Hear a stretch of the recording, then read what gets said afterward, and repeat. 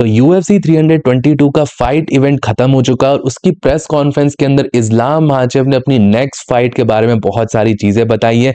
इलिया टुपुरिया, कमारू Usman, शाफकात राखमोनोव, Carlos प्राटिस जैसे बड़े बड़े कंटेंडर्स यहाँ पे लाइन पे हैं इस्लाम माचेव की नई वेल्टरवेट टाइटल के लिए फाइट करने के लिए। तो इस्लाम ने क्या क्या बोला है प्रेस कॉन्फ्रेंस के अंदर, उस सारी चीजों को इस वीडियो के अंदर डिस्कस करेंगे। साथ ही साथ डेना व्हाइट ने काफी सारी चीजें बोली है अपकमिंग इवेंट के बारे में, उनके हिसाब से क्या फाइट्स बननी चाहिए इस्लाम माचेव की, सारी चीजों के बारे में आप सबको बताऊंगा। लेकिन उससे पहले आपसे वीडियो को लाइक कर देना, चैनल को सब्सक्राइब कर देना UFC कॉम्बैट स्पोर्ट्स का ऐसा ही कंटेंट हिंदी में एंजॉय करने के लिए। तो भाई फाइनली UFC 322 इवेंट खत्म हुआ है और यहाँ पर इस्लाम माचेव ने बहुत डोमिनेटिंग विक्ट्री ली JDM के अगेंस्ट। बहुत सारे लोगों ने इतनी सारी एनालिसिस करी थी, हमने भी बहुत सारी एनालिसिस करी थी उनके वेट के बारे में, उनकी स्ट्रेंथ के बारे में, लेकिन जो सबसे करेक्ट चीज यहाँ पर यही निकल के आई और इस्लाम माचेव ने पोस्ट फाइट प्रेस कॉन्फ्रेंस के अंदर भी यही चीज बताया कि वो वेल्टर वेट डिवीजन को ज्यादा नेचुरल वेट डिवीजन अपना मानते हैं और उनका ऐसा मानना है कि वेल्टर वेट डिवीजन में जो ये कट उनको कम करना पड़ रहा है, लाइट वेट डिवीजन में वो बहुत ज्यादा ड्रेन फील करते थे,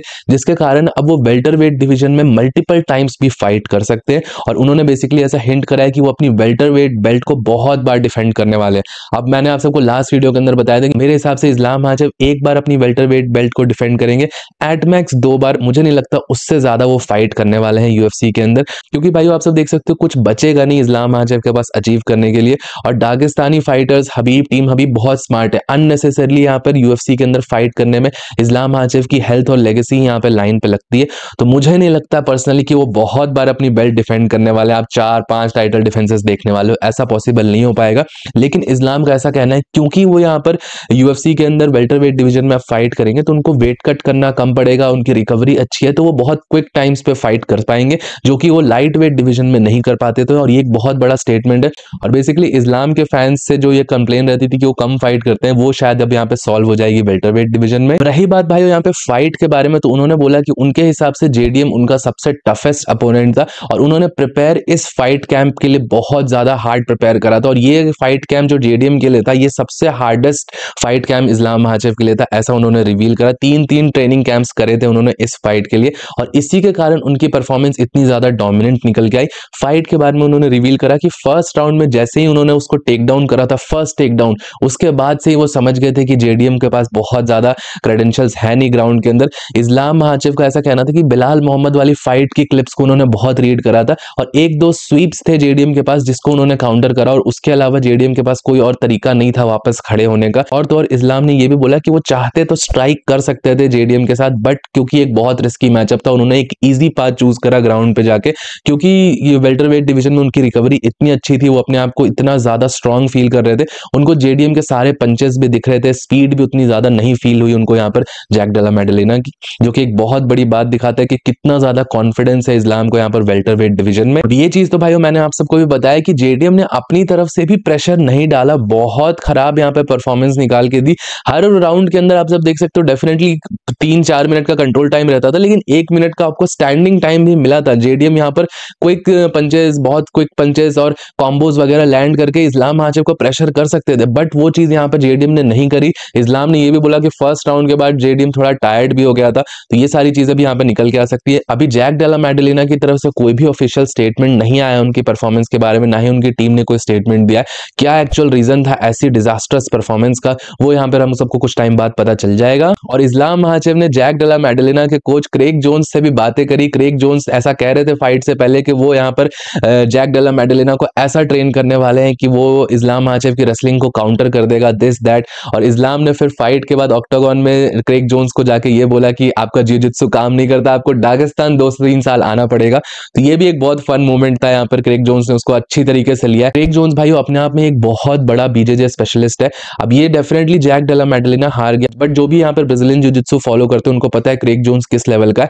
अब ये as a coach Craig Jones की भी लिमिटेशंस है कि वो एक लिमिटेड टाइम में किसी बंदे की स्किल कितनी ज्यादा इंप्रूव करा सकता है। जैक डेला मेडेलिना की कितनी ज्यादा वो प्रैक्टिस करा देगा, क्योंकि सामने जो बंदा है वो है इस्लाम माचेव, उसने बचपन से ही वो सारी चीजें करी है, तो वहां पर एक लिमिटिंग फैक्टर होता है कि आप अपनी स्किल्स कितनी ज्यादा इंप्रूव कर सकते हो। हाँ, जैक डेला मेडेलिना के पास डेफिनेटली चांसेस थे, वो और भी चांसेस निकाल सकता था, इससे बहुत बेटर फाइट लड़ सकता था, बट वो परफॉर्मेंस यहाँ पर नहीं निकल के आई। तो ये तो रही भाई इस फाइट के बाद। अब बात करते हैं जो सबसे बड़ा क्वेश्चन है कि इस्लाम की नेक्स्ट फाइट किससे होने वाली। ये क्वेश्चन यहाँ पर दोनों से पूछा गया, इस्लाम माचेव से भी और यूएफसी प्रेसिडेंट डेना वाइट से भी। इस्लाम ने भी कहा है कि वो ओपन है किसी से भी फाइट करने के लिए, और उन्होंने स्पेसिफिकली एक टर्म बोला कि वो सबसे बड़े नेम्स के साथ फाइट करना चाहते हैं। इस्लाम के मैनेजर अली अब्दुल ने यहाँ पर ये बोला है कि वो कमारू उस्मान को नेक्स्ट फाइट करना चाहते हैं इस्लाम माचेव से। दोनों को वो मैनेजर सेम ही मैनेजर मैनेज करता है, तो ये फाइट बनाना भी ईजी होगा। और उनका ऐसा कहना है कि इस्लाम माचेव अगर यहाँ पर अपकमिंग कंटेंडर्स जैसे कार्लोस प्राटेस और माइकल मोरालेस से फाइट करेगा तो उनकी लेगेसी को कुछ हेल्प नहीं करेगा, लेकिन कमारू उस्मान जो कि 5 टाइम्स अपनी बेल्ट को डिफेंड कर चुका है, फॉर्मर चैंपियन है, उससे अगर इस्लाम की फाइट होती है तो वो उनकी लेगेसी को बहुत ज्यादा बढ़ाएगा। तो ये फाइट काफी ज्यादा सेंस बनाती है। इस्लाम माचेव ने भी बोला है कि वो सबसे बड़े फाइट्स को यहाँ पर टारगेट करने वाले हैं। इलिया टुपुरिया एक बहुत बड़ा फाइट है, और इलिया टुपुरिया के बारे में जब यूएफसी प्रेसिडेंट डेना वाइट से पूछा गया कि क्या इलिया टुपुरिया और इस्लाम माचेव की फाइट अब बनाई जा सकती है 170 पाउंड डिवीजन में, तो मुझे ऐसा लगा था कि डेना वाइट सीधा इसको मना करने वाला है, क्योंकि डेना वाइट यूजुअली चैंपियंस को जल्दी वेट क्लास ऊपर जाने नहीं देता है। लेकिन यहाँ पर डेना वाइट ने ऐसा बोला है कि वो इस बारे में सोच सकते हैं। उन्होंने सीधा आउटराइट इसको मना नहीं करा है। उन्होंने बोला है कि मैच मेकर्स के साथ जब ये मैच मेकिंग होगी तो देखा जाएगा कि कौन सा ऑप्शन सबसे ज्यादा फिजिबल है।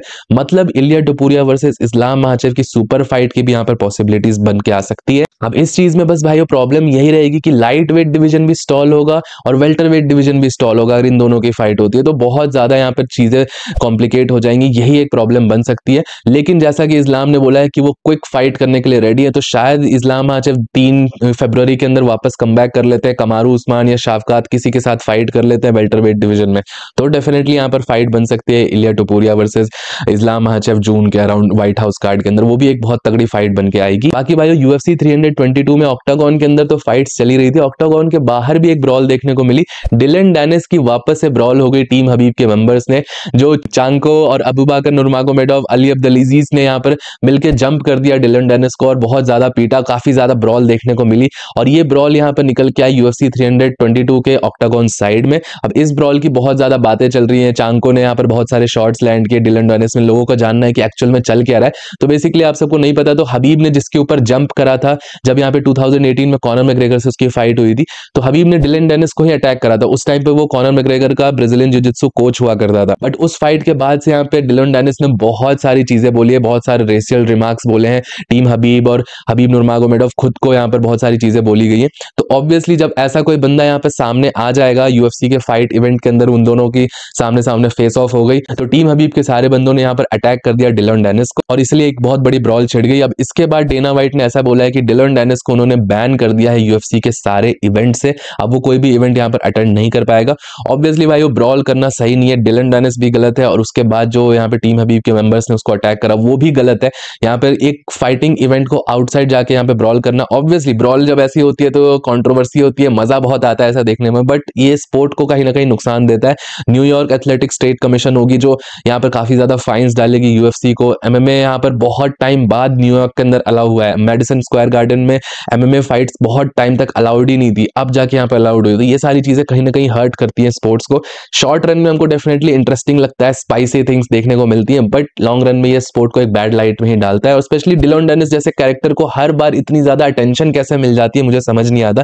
कोई भी इवेंट हो उसके मेन इवेंट में फाइट कर रहा है, बॉक्सिंग की फाइट कर रहा है, एमएमए की फाइट कर रहा है, जब लोग उसको इतना ज्यादा नापसंद कर रहे हैं तो लोग उसको इतनी ज्यादा अपॉर्चुनिटी, इतना ज्यादा प्लेटफॉर्म दे कैसे रहे, मुझे समझ नहीं आता। हर जगह वो सेंटर ऑफ अटेंशन बन कैसे जाता है भाई। उस बंदे का कैरियर पाथ बिल्कुल अलग ही चला है, उसने जिस तरीके से अपने आप को मार्केट करा है, कोई मार्केटिंग जीनियस ही है मुझे तो लगता है वो, क्योंकि आप समझ लो ना कोई फाइट करता है, ना कोई क्रेडिबल यहाँ पर एमएमए रिकॉर्ड है, लेकिन स्टिल सबसे ज्यादा हाइप, सबसे ज्यादा centre of attention most of the event में, हर साल 2 साल में एकदम बहुत ज्यादा सुपर रेलेवेंट रहता है। क्योंकि ऐसे फाइटर्स तो इररेलेवेंट हो जाते हैं, बहुत बड़े बड़े फाइटर्स इररेलेवेंट हो गए, कितने तगड़े तगड़े रिकॉर्ड्स वाले फाइटर रेलेवेंट हो गए, लेकिन डिलन डेनिस कभी इररेलेवेंट नहीं होता, कभी ना कभी किसी न किसी तरीके से वो हेडलाइंस में आ ही जाता है, और आज भी वो हेडलाइंस में आ ही गया। बाकी आप सबका क्या सोचना है इस बारे में मुझे नीचे कॉमेंट सेक्शन में जरूर बताइएगा। टिल देन वीडियो पसंद आया होगा तो प्लीज वीडियो को लाइक, चैनल को सब्सक्राइब कर दीजिएगा। मिलता हूं आप सबको नेक्स्ट वीडियो में अगले अपडेट के साथ।